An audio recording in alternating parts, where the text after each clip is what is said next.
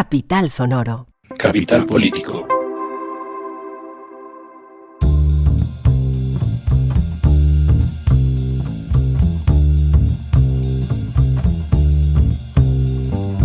Capital Político es un podcast que semana tras semana, 2 veces a la semana, se ocupa de las noticias más importantes de Colombia, Bogotá y el mundo. Yo soy Santiago Rivas y tenemos 3 temas muy interesantes, o bueno, 3 secciones y muchos temas, porque vamos a empezar haciendo un repaso de las noticias que copan la agenda, que lo están soliviantando a usted que está oyendo en redes sociales, que están produciendo ese tweet que le va a traer horas y horas de pelea, y que nosotros tratamos de poner todas en una capsulita para que luego podamos ocuparnos de otros temas grandes, como nuestro siguiente tema, que es la reforma laboral que vuelve, o mejor dicho, volvió porque la ministra Gloria Inés Ramírez la radicó en el Congreso, la presentó una vez más sin preámbulo, sin balconazo y sin ningún tipo de fanfarria, pero tiene algunas reformas y queremos ver pues cómo la ven, por supuesto, los expertos más confiables que podamos conseguir. Y vamos a terminar hablando sobre un artículo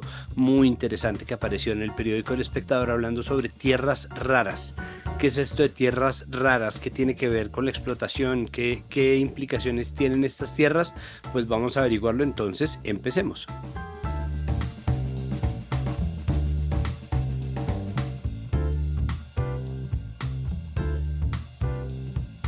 Empezamos haciendo un balance general muy rápidamente de muchísimas noticias, porque por supuesto el mar noticioso colombiano siempre es denso, y para tratar de ayudarnos a digerir esta densidad se encuentra con nosotros una habitué, una pieza confiable del engranaje que es este Capital Político. Ella es Daniela Garzón, analista política y una invitada frecuente de estos micrófonos. Daniela, una vez más, muchísimas gracias por estar acá. No, Santiago, a ti siempre encantadísima con la invitación. Bueno, tenemos un montón de noticias a las cuales meterle el diente. Creo que yo quisiera empezar, Daniela, por las marchas de ayer. Estamos grabando esto el martes 29 de agosto. El 28A, es decir, el lunes 28 de agosto, se hizo lo que se conoció como un gasolinazo, una marcha que fue hecha entre la derecha, que está quejándose por la subida del precio de la gasolina, las personas que dependen de su medio de transporte, sea esto taxistas, moteros, conductores o gente que tiene carro simplemente, y una fracción de la izquierda representada en el partido Dignidad, antes el MOIR, es decir, el movimiento del excongresista y ahora candidato a la alcaldía de Bogotá, Jorge Enrique Robledo, y de la representante Jennifer Pedraza. ¿Tiene alguna nota especial sobre estas marchas? Son marchas que pues, se dieron en paz. Últimamente ya no hay que reportar, afortunadamente, ojos perdidos ni gente apaleada. Bueno, Santiago, yo creo que lo primero es decir que cuando el gobierno decidió quitarle una parte del subsidio a la gasolina por este gran hueco que hay en el Fondo de Estabilización de Combustibles, pues digamos que sabía que probablemente iba a atacar a varios sectores, particularmente el de transportadores, que es uno pues de los que se manifiesta en este caso. Eh, pero yo creo que el gobierno ha hecho bien en quitar ese subsidio a pesar de que sea impopular.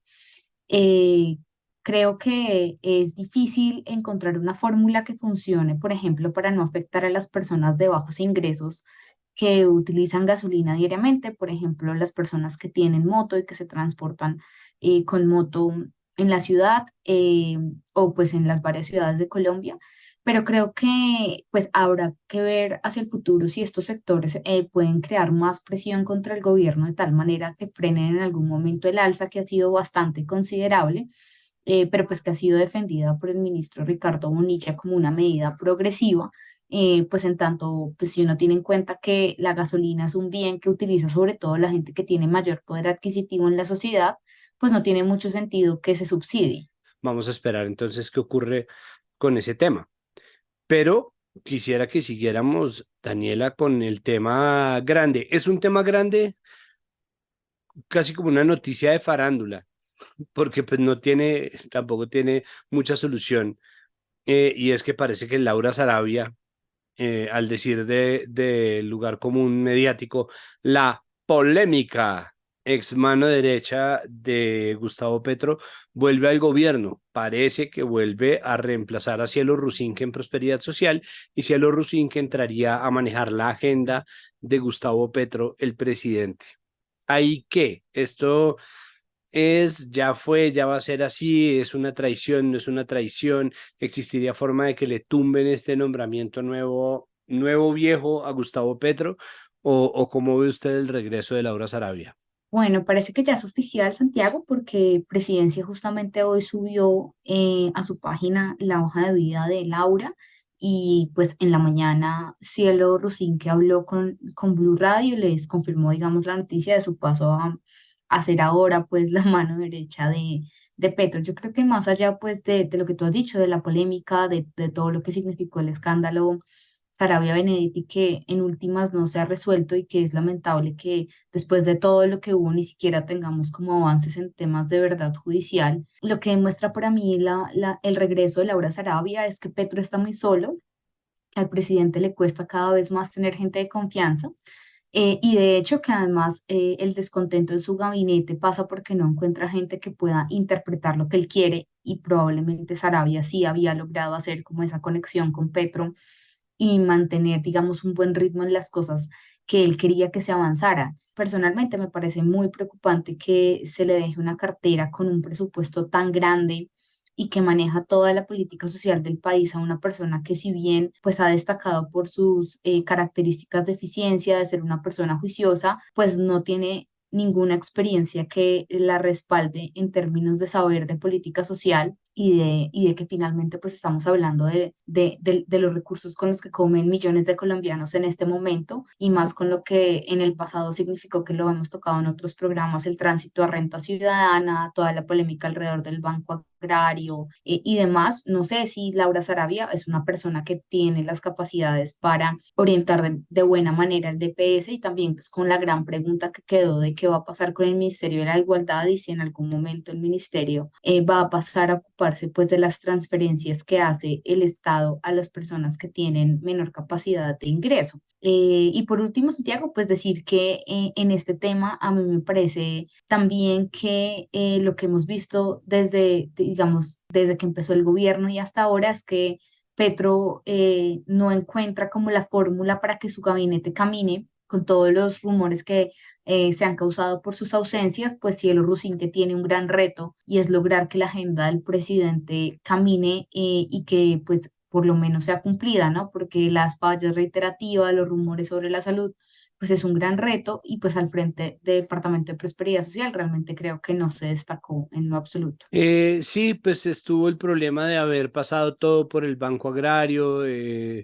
Eso pues generó unas filas, la gente le tiene fobia a las filas, salvo que se trate de un famoso restaurante de crepes aquí en Bogotá. De resto la gente ve una fila y de inmediato piensa, bueno, ¿no? Venezuela, Cuba o qué sé yo. Es decir, más allá de esa imagen, pues tampoco tiene un paso muy grande o muy notorio por prosperidad social. Vamos a ver lo que había dicho la última vez que habíamos nosotros revisado el asunto del Ministerio de la Igualdad. Petro había dicho que no, que la plata del Ministerio de la Igualdad era otra plata y que el enfoque del Ministerio de la Igualdad no era asistencialista como si lo era la configuración esencial de prosperidad social. Vamos a ver si esto se va a seguir cumpliendo, si no, igual pues sí es una cartera grande y obviamente eso pone en un lugar de poder también a Laura Sarabia que ya pues tenía bastante. Pero usted menciona la salud del presidente, más que o en medio pues de los rumores y de este llamado a hacer un examen médico que había hecho la oposición desde el Congreso, que nosotros tuvimos la oportunidad de discutir en nuestro episodio pasado del fin de semana. Pues existe otra declaración acerca de la salud de Petro, esta vez por parte de Ingrid Betancourt, que participó o no sé si junto, pero sí participó frente al presidente Petro de un intercambio que a mí personalmente me parece que le resta altura al debate público, ella utilizando una vez más una experiencia en la cual ella vio a Petro deprimido, si no estoy mal, en Francia. Y Petro entonces después salió a decir que Ingrid y Carlos Alonso Lucio se encontraban y después Carlos Alonso Lucio salió a terciar en la conversación y pues ahí esto se volvió realmente una discusión de chismes de farándula. Sí, totalmente, Santiago. Realmente yo creo que cuando en la política se pasa al plano personal, ya estamos perdiendo como el foco de lo que debería ser el debate. Y si bien como la salud de un presidente, pues prácticamente pasa a ser un problema público, pues por la potestad que él tiene, creo que en este caso cuando se habla particularmente del tema de la salud mental o de rumores o de chismes sin que haya como algo concreto, pues en última se termina como creando un ambiente que solo aumenta como esta sensación de que todo es un chisme y de que todo es, digamos, menos grave de lo que podría ser o más grave de lo que podría ser en virtud de que parece como un rumor de pasillo. Dicho eso, pues yo creo que una cosa que a mí me parece fundamental es como que no se tome el tema de la salud mental como un juego. Y creo que cada vez que hay como este tipo de intercambios y entonces se empieza a hablar como si esto fuera incapacitante o como si fuera una cosa como mezclando todo lo que tiene que ver con los trastornos psicológicos, con las enfermedades de salud mental, con que una persona esté triste, pues no le hace como favor a tratar de entender ese problema que en buena parte, digamos, de la sociedad hoy vive y sí ayuda como a estigmatizarlo más. Sí, completamente de acuerdo. Eso no es algo que se deba manejar, sobre todo de esa forma tan indelicada, ¿no? Pretender que alguien que sufra algún tipo de dolencia emocional esté de inmediato incapacitado para cumplir sus funciones, pues es cruel, es discriminatorio y además de verdad enturbia la manera en que nosotros hablamos, pues de, en general de la salud y de las personas. Pero ya que hablamos de difamar, ya que hablamos de rajar de la gente, tuvimos la oportunidad de ver hoy un artículo en El Tiempo hablando sobre supuestos sobornos que presuntamente Jorge Enrique Pizano, el ya fallecido en muy extrañas circunstancias, controller de la obra de la Ruta del Sol, habría recibido por parte de Odebrecht. Es un artículo, pues, esto ya es mi opinión, pues, sin velos. Y después es un artículo difamatorio, es un artículo que está buscando dañar la memoria de una persona que no puede defenderse directamente porque ya está muerta. Y pues Jorge Enrique Pizano es una figura que ha vuelto a aparecer por cuenta de la aceptación de culpas y el pago de un acuerdo para diferir la investigación o cerrar las investigaciones en Estados Unidos por parte del Grupo Aval y Corfi Colombiana por sobornos pagados en Colombia para ganarse la concesión de la Ruta del Sol 2. Estos fueron sobornos que fueron denunciados a la fiscalía, al FBI. Pisano estaba precisamente en eso y tras conocerse esa noticia, pues murió en muy extrañas circunstancias. Sin embargo, aparece en El Tiempo y en otros medios una serie de declaraciones de un señor Cardona que dice que Pisano recibió sobornos.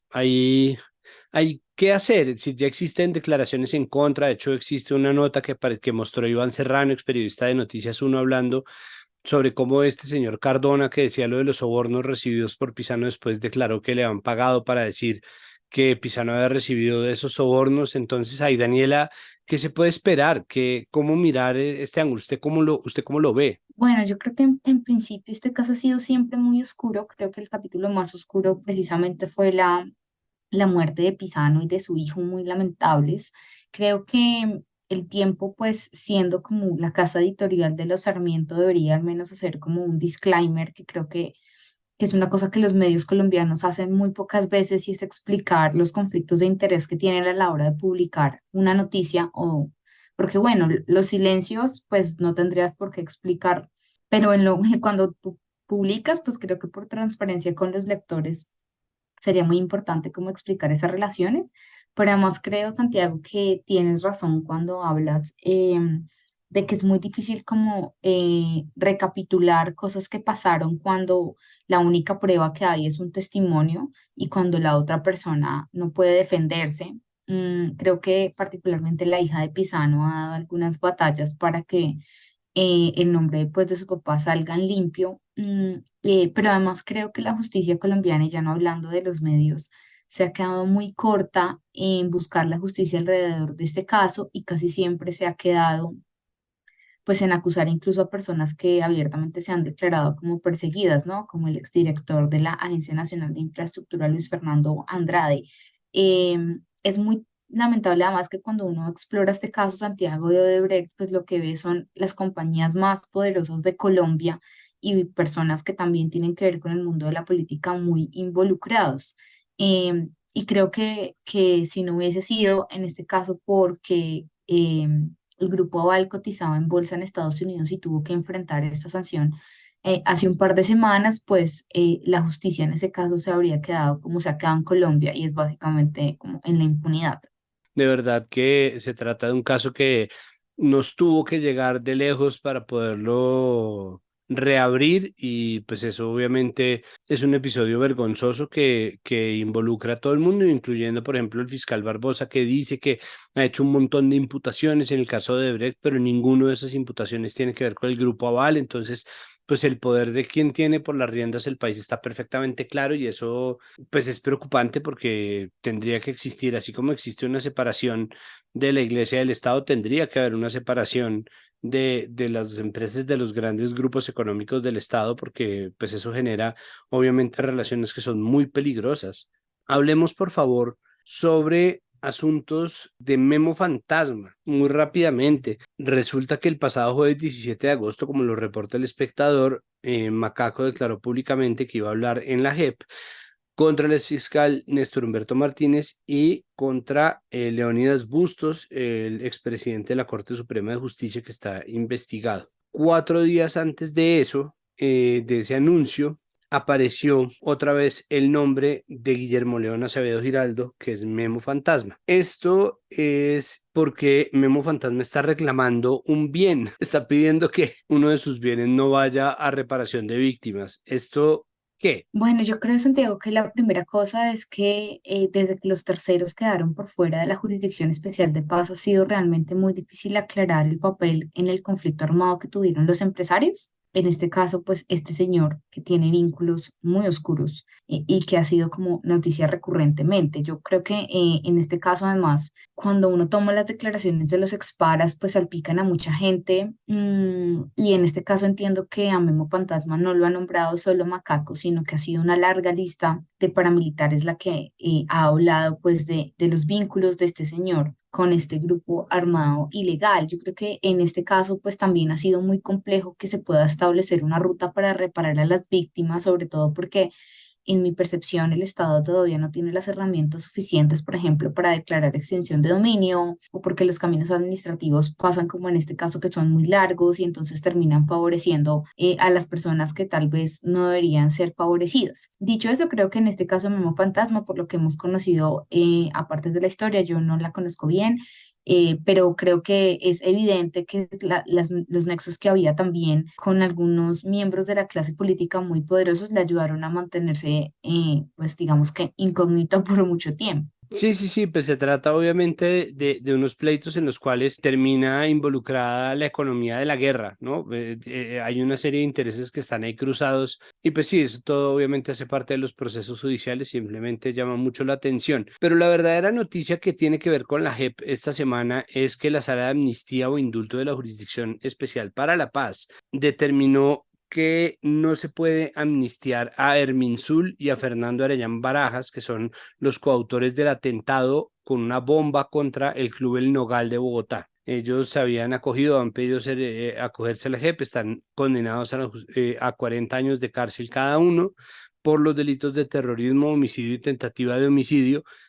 Y la JEP ha decretado que no son amnistiables porque violaron el derecho internacional humanitario, lo cual pues un poco representa un paso más en esta historia de funcionamiento de la JEP, que a nosotros nos gusta mucho hacerle seguimiento precisamente porque suele perderse en la urgencia de los temas, pero ahí está, es decir, vuelve poco a poco a aparecer la justicia, sobre todo en casos como este, que son responsabilidad exclusivamente de las FARC, bueno, de las ex-FARC y de nadie más, ¿no? Como no solamente se trata como mucha gente lo dice, de condenar militares y amnistiar guerrilleros, porque pues obviamente nunca ha sido así y este caso creo que es prueba de ello. Y así es, además, Santiago, creo que para el país fue especialmente doloroso ese atentado que se vivió en el Club El Nogal, porque además fue una muestra de poder de la guerrilla en la capital, que creo que hay pocas cosas que se le puedan comparar en términos de lo que significó como amenaza de seguridad, pero además creo que las víctimas del Nogal pues han tratado de estar siempre presentes pidiendo justicia y me parece que en este caso pues es alentador que la Justicia Especial de Paz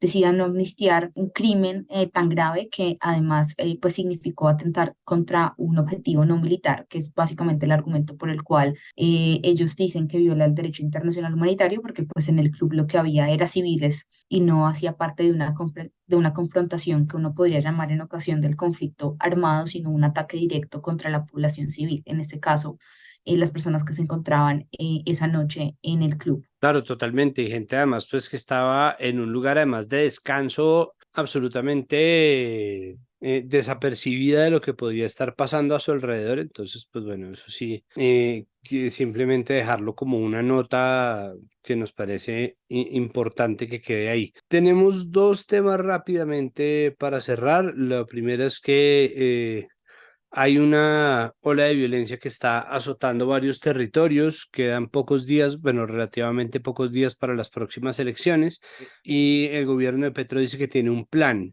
¿Este plan en qué consiste? Bueno, en primer lugar, creo que hay que tomar como la alerta que emitió la Defensoría y como las múltiples rifirrafes que ha habido, Santiago, entre Petro, los gobernadores y el defensor del pueblo. Y a pesar de que el gobierno pues ha tratado de establecer un plan para que haya unas elecciones tranquilas, lo cierto es que en este momento pues hay un incremento de la violencia político-electoral muy serio. Pero además que no se entiende bien el fenómeno y creo que eso hace parte como del problema de tratar de resolverlo porque por un lado pues tenemos todo este tema de la paz total y los ceses al fuego y la aparición de un, digamos, con más fuerza en la opinión pública de un grupo como el Estado Mayor Central y por otro lado tenemos todo este tema y este escenario electoral frente a la seguridad de las elecciones que además a mí me parece que a pesar de que el panorama es muy grave, en algunas ocasiones sí es muy oportunista, porque parece que los problemas de seguridad recién hubieran aparecido. En muchos de esos territorios los problemas de seguridad llevan décadas. Dicho eso, yo creo que también hay un problema en el plan que se está diseñando en este momento y es que por esas peleas que hay entre instituciones, por las desavenencias, por ejemplo, conocidas entre el registrador y el gobierno, entre el defensor y el gobierno, entre la fiscalía y el gobierno, pues no se puede diseñar como un plan que tenga como objetivo lo que sería más importante y es garantizar que las elecciones se puedan hacer de manera tranquila y que haya garantías para que las personas puedan ir a votar el 29 de octubre. Sí, lo que se está pidiendo que llama mucho la atención es que salga Luis Fernando Velasco, el ministro del Interior, ¿no? Esto lo está pidiendo la Federación Nacional de Gobernadores, que está diciendo que, pues, que la lentitud es mucha y que existe pues una urgencia manifiesta para solucionar el problema de seguridad. Vamos a ver si esto termina dando al traste primero con las elecciones, segundo con la carrera política de Velasco, pero lo que sí es cierto es que las elecciones van a ser un poco una prueba de fuego para la política de seguridad del gobierno y pueden poner, lejos de tranquilizar el diálogo acerca del asunto de seguridad que normalmente se recrudece antes de elecciones, puede terminar por volverlo mucho más urgente y mucho más apremiante si no se logran unas elecciones viables, funcionales y en paz, ¿no? Sí, así es, Santiago. Yo creo que en todo caso hay un tema y es, vuelvo al tema de la articulación, o sea, que hay que hacer un trabajo muy profundo entre el Ministerio del Interior, la registraduría, las policías, digamos, los comandantes de policía en cada departamento y en cada municipio, los actuales alcaldes, los actuales gobernadores, y en últimas, pues que haya un genuino interés porque las elecciones salgan adelante y no únicamente por culpar al gobierno. Es verdad que no hay una política clara de seguridad y no quiero que eso suene como una defensa del gobierno. Yo creo que hay unos huecos enormes en lo que el gobierno ha estipulado como la seguridad humana y eso empieza a verse en este clima preelectoral, pero además creo que acá hay unas instituciones encargadas de que las elecciones salgan bien y en este caso pues creo que el principal responsable, además de garantizar la seguridad que es el Estado, pues es la Registraduría Nacional. Y ahí es donde también creo que Alexander Vega tiene una prueba de fuego después, además de haber pasado como por la agenda pública alrededor del tema de Oscar Iván Zuluaga, ¿no? Y es de nuevo, si logramos que las instituciones trabajen armónicamente, pues probablemente vamos a tener pocos altercados de orden público, pero si no es así, pues podemos volver a épocas en las que se quemaban los puestos de votación, no hay que trasladarlos porque no se puede abrir el puesto de votación, lo cual sería pues realmente muy lamentable porque esperábamos que Colombia ya hubiese avanzado un poco más por lo menos en garantizar unos comicios transparentes y que puedan, digamos, instalarse todos los puestos de votación y la gente pueda acudir a las urnas ese día. Perfecto. Por último, un comentario breve, porque pues las EPS finalmente se reunieron con el ministro de Salud Jaramillo. Venían anunciando Compensar, Sura y Sanitas que iban o que estaban cerca de cerrar sus operaciones porque no estaban siendo financiados por el gobierno. No es tanto eso, o mejor dicho, lo que se estaba diciendo era que no estaban siendo financiados por el gobierno, pues eso no es verdad. Lo que pasa es que la plata, el pago que se hace por persona a cada una de las EPS fue recalculado y dicen las EPS que fue recalculado de forma incorrecta, lo cual generó un vacío de financiación o que es una cifra insuficiente y que eso iba a generar un problema, ¿no? Cuando muchos medios salieron a reportar que era que se estaba desfinanciando a las EPS, pues el gobierno replicó que estaban dándole la plata hace rato y que el aumento en el presupuesto había sido sustancial, que no tenían por qué quejarse de eso, pero parece que no era de eso realmente de lo que estaban hablando. Finalmente el gobierno dijo que iba a revisar la cifra que le estaba entregando a las EPS, pero esto todo se está utilizando es como un caballito de batalla un poco para volver a señalar que lo que el gobierno quiere es pasar como si fuera una especie de caballo de Troya la reforma a la salud. Sí, así es, Santiago. Yo creo que en primer lugar, pues esta discusión alrededor de cómo fue el aumento en la unidad de pago por capitación, que justamente es esta unidad que se paga por cada uno de los afiliados a las EPS anuales, venía desde que Carolina Corcho era ministra, o sea, desde el principio como que había un desacuerdo entre las EPS y el gobierno de cuánto deberían aumentarse ese valor este año.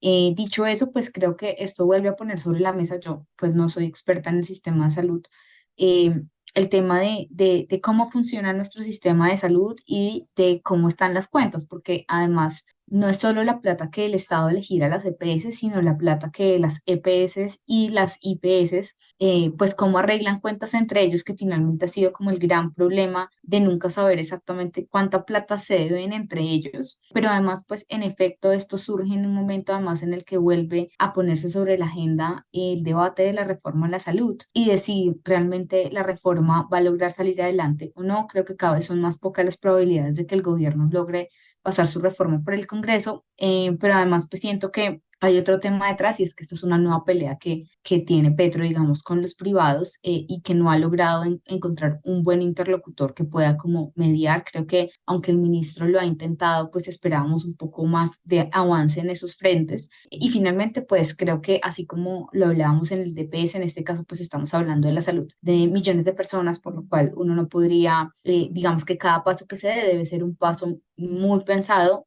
porque cada decisión que se tome pues puede afectar la vida de miles de colombianos.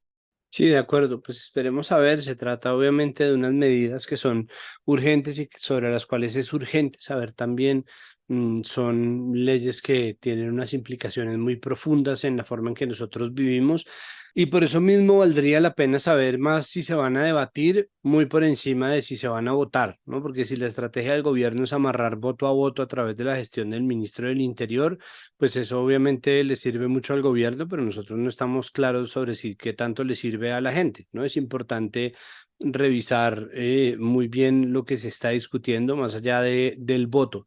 Y eso no lo digo yo ni para negar ni para afirmar las reformas, simplemente para pedir que se las discuta de manera suficiente, porque si no, los perjudicados pues vamos a ser todas las personas en este país. Daniela, muchísimas gracias por acompañarnos en nuestro repaso, que como se lo anuncié cuando le hablé para que nos acompañara hoy, estaba requete jugoso. Muchas gracias, Santiago. Así es, fue un gran repaso y bueno, esperemos que la agenda de las próximas semanas del gobierno muestre pues avances en las decisiones que ha tomado y también creo que es importante resaltar de nuevo la labor de otras instituciones como la JEP. Sí, sí, sí, sí. Muchísimas gracias. Cuando se ponga otra vez así, igual estaremos, espero, otra vez juntos hablando de esto. Gracias a ti, Santiago. Mamá, papá, a veces quiero hablarte, pero no sé cómo abordarte. Sé que tú lo has notado, sabes que algo me pasa. Quizás me están molestando en el colegio o soy yo el que está aprovechándose de alguien. Para mí es importante que hables y a veces solo me escuches así no estés de acuerdo. Porque muchas veces el bullying lo podemos detener si lo hablamos. Amix, date cuenta. Eso también es bullying. Digamos no más bullying en Eureka, tu canal. Continuamos este episodio de Capital Político hablando sobre la reforma laboral, que fue un poco una sorpresa. La ministra de Trabajo, Gloria Inés Ramírez, presentó el texto conciliado, tal parece, de una nueva reforma laboral sin ningún tipo de preámbulo, anuncio, pompa, fotógrafos, cámaras, nada. Hizo el anuncio de la radicación en el Congreso y pues se puso en trámite una reforma que ni siquiera alcanzó a ser discutida en la legislatura pasada y que el gobierno efectivamente había prometido que iba a volver a pasar tras el hundimiento del texto original. Para hablar precisamente sobre los cambios que trae, sobre las modificaciones y lo nuevo que hay en esta reforma, se encuentra con nosotros Javier Eduardo Almanza. Él es el coordinador de Derecho Laboral del Consultorio Jurídico de la Universidad del Rosario. Javier, bienvenido a Capital Político. Muchísimas gracias por aceptar esta invitación. Muchas gracias a todos ustedes. Javier, pues lo primero es, ¿qué balance hace usted de este nuevo texto y las modificaciones que tiene, la flexibilización de algunas normas, la inclusión de temas que habían quedado pendientes del anterior? ¿Cómo ve usted esta reforma laboral con respecto al texto anterior? Inicialmente, la reforma es una versión 2.0 de la primera. Solamente ha tenido una modificación parcial, aproximadamente 30%, de incorporación. Lo primero que hay que precisar es, yo no estoy en desacuerdo con la reforma. Creo que debe ser, primero, mayor consenso y sobre todo eso ayuda al entendimiento de la reforma y la implicación que va a tener, porque hay que recordar que debe haber un cambio sustancial en la forma de generación de los contratos. De ahí la importancia de tener presente el impacto que va a tener. Bueno, seguimos entonces en Capital Político profundizando alrededor de la reforma laboral y para esto estamos con Jairo Orlando Villabona, profesor asociado a la Facultad de Ciencias Económicas de la Universidad Nacional, doctor en Ciencias de Gestión de la Universidad de Rouen. Jairo Orlando, ¿cómo está? Bienvenido a Capital Político. Juan Pablo, muchas gracias por la invitación. Buenas tardes. Bueno, quisiera arrancar, digamos, por lo más general y es preguntándole sobre su punto de vista y cómo analiza usted la reforma laboral comparando la que se entregó al final del anterior periodo legislativo, que ni siquiera se llegó a discutir, con la que se está proponiendo en este momento. Esta reforma laboral es necesaria desde hace mucho tiempo, porque uno no puede entender un país en donde se le quitan tantos derechos a los empleados. Por ejemplo, no es posible que digan que las horas extras nocturnas comienzan desde las 10 de la noche, desde las 9 de la noche, como estuvo en un tiempo y después pasó a las 9. La noche empieza a las 6 de la noche, la gente trabaja de noche y tienen que pagarle por trabajo nocturno. Esas son algunas de las cosas que se les hicieron a los trabajadores en su momento, pues que deben ser revertidas, porque es lo que se pasa en todo el mundo. Entonces aquí no se está pidiendo algo que sea extraordinario, sino algo que es de justicia social en todo el mundo. Esta reforma laboral lo que hace es volver justo lo que tenía que ser justo.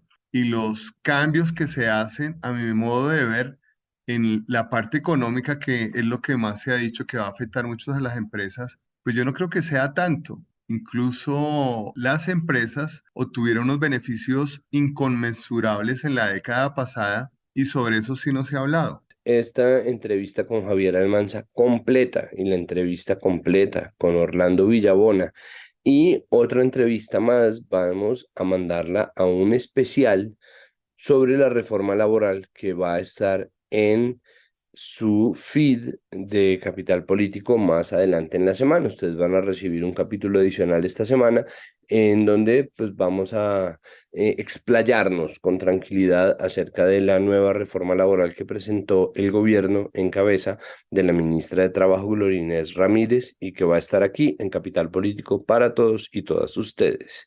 Hecho el anuncio, continuamos con el podcast.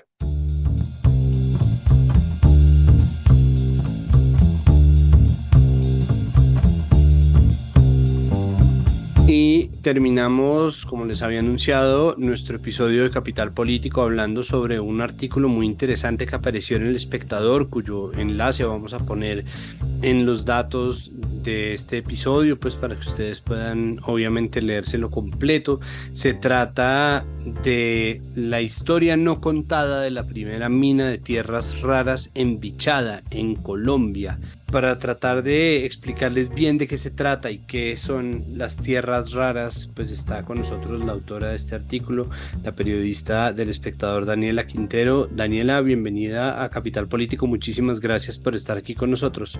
Santiago, hola, muchas gracias a ustedes por la invitación. Bueno, por favor, ayúdenos por el puro comienzo. ¿Qué son las tierras raras y cómo así que nuestros aparatos están llenas de ellas? Bueno, sin ser experta ni geóloga, digamos lo que he podido aprender un poco en el trabajo de esta investigación es que las tierras raras son unos elementos, unos minerales que digamos que no es que sean o no se llaman tierras raras porque sean poco comunes, sino que están en la corteza terrestre, pero lo que las convierte, digamos, en raras, entre comillas, es su dificultad para encontrarlas en unas concentraciones en las que valga la pena la inversión. Entonces son unos minerales o unos elementos de la tabla periódica, por decir, parecidos pues al oro o al cobre, solamente que se encuentran como en agrupaditas con otros elementos que tienen características muy similares a ellas. Entonces, por eso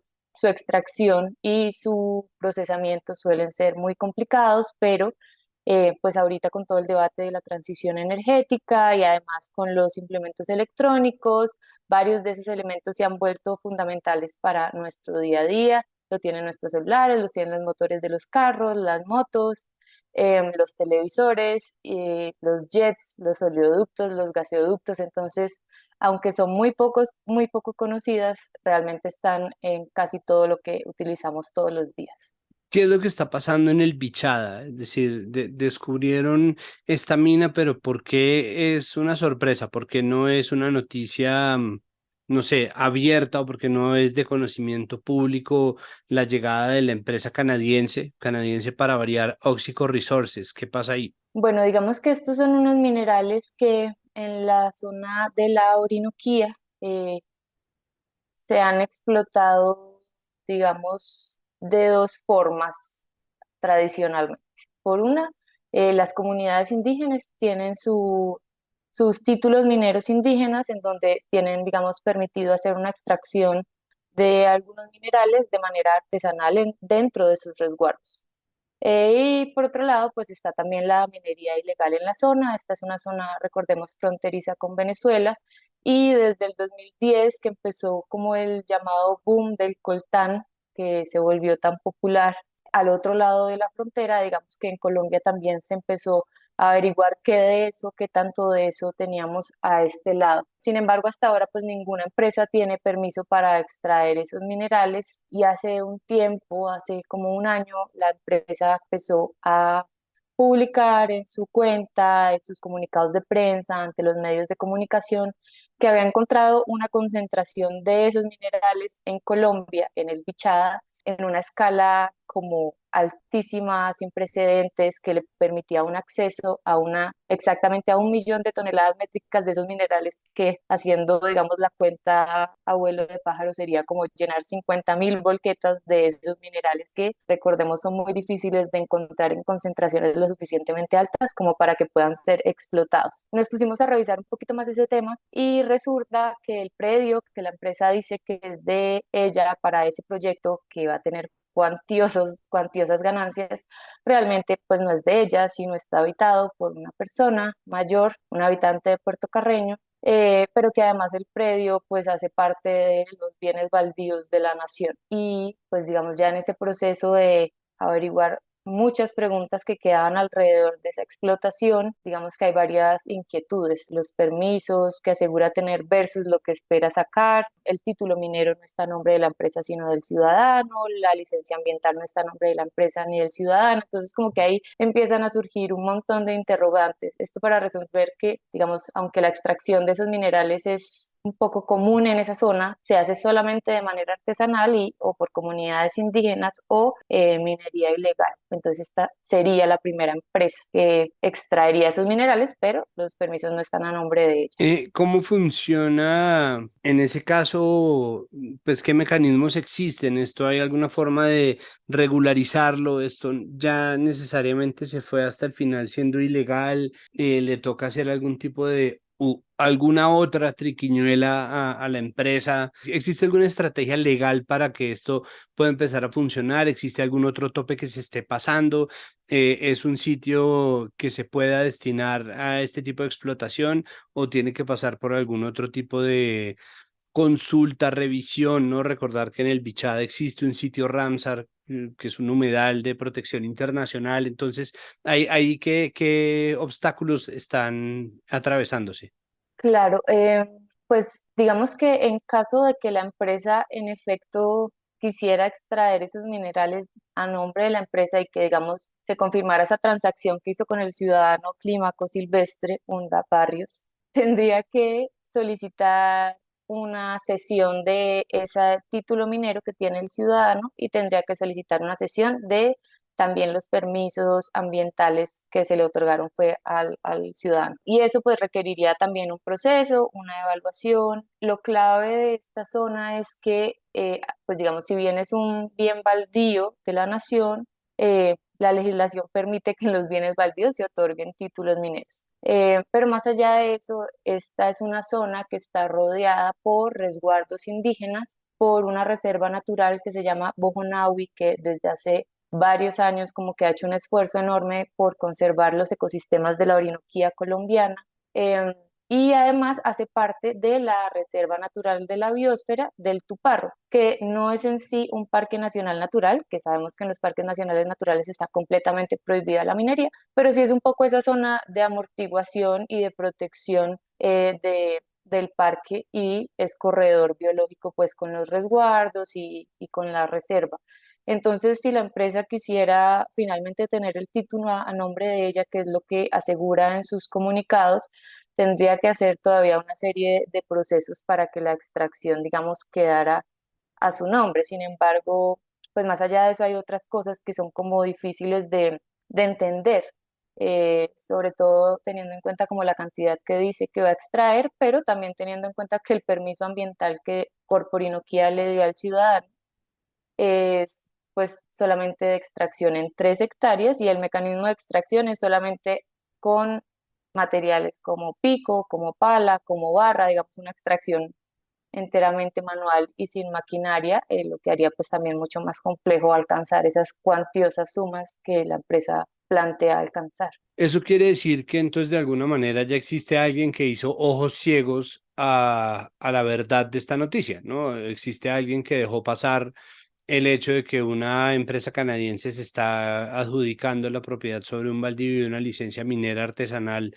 para hacer extracción a gran escala. ¿Esto tiene algún tipo de trazabilidad? ¿Se puede saber por qué la minera está adjudicándose este terreno? Porque pues yo creo que ellos saben perfectamente que no es propiedad de ellos este baldío, que no han conseguido que se les dé la licencia para explotar ese terreno en específico, pero seguramente ya lo escalaron o ya lo regularizaron con alguien que institucionalmente les dio ese aval, o yo estoy ya especulando mucho. Pues bueno, lo que dicen, digamos, las autoridades ambientales y la Agencia Nacional de Minería que se contactó conmigo después de la publicación, pues es que la justificación o el argumento más bien es que el título y la licencia no está a nombre de la empresa, y que en tanto no esté a nombre de la empresa, pues digamos que no hay nada que esté realmente sucediendo, sino que el título y el permiso, la licencia ambiental están a nombre del ciudadano,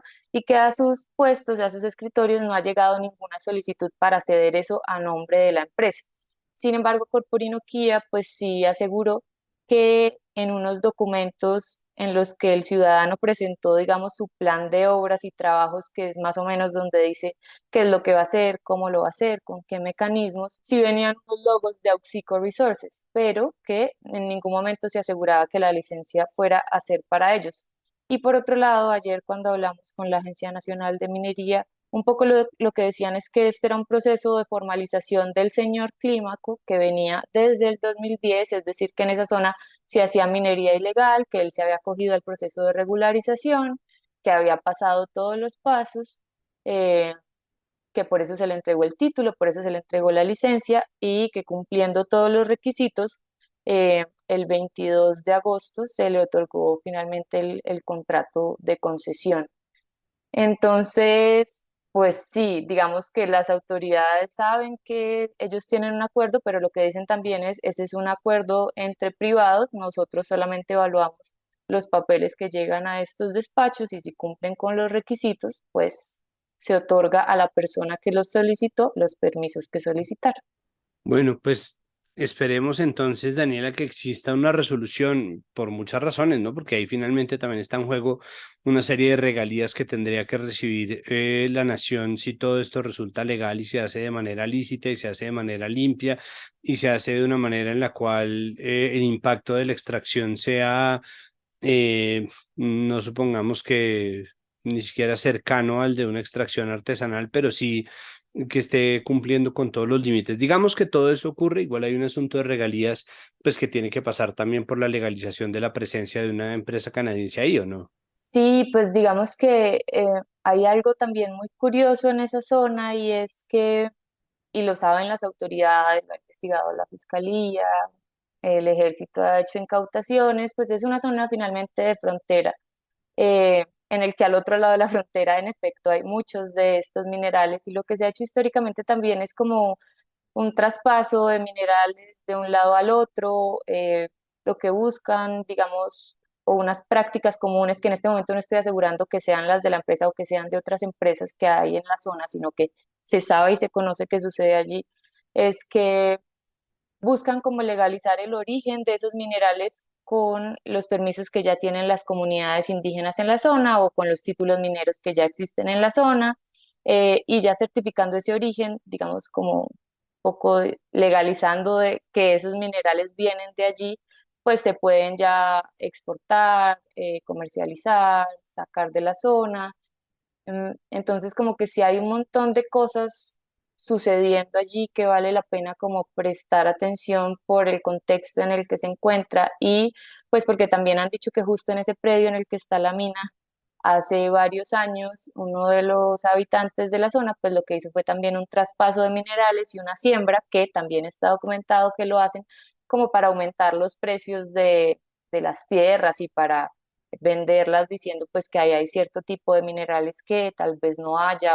Hablaba también con un profesor, el geólogo de la Universidad Nacional, Thomas Kramer, hace unos días, em, y lo que él decía es que aunque han estudiado esa zona desde hace mucho tiempo, todavía no existe ese conocimiento continuo necesario para asegurar pues que allí están esos minerales en una proporción suficiente como para que amerite una inversión enorme para una extracción también enorme porque son muy difíciles de extraer.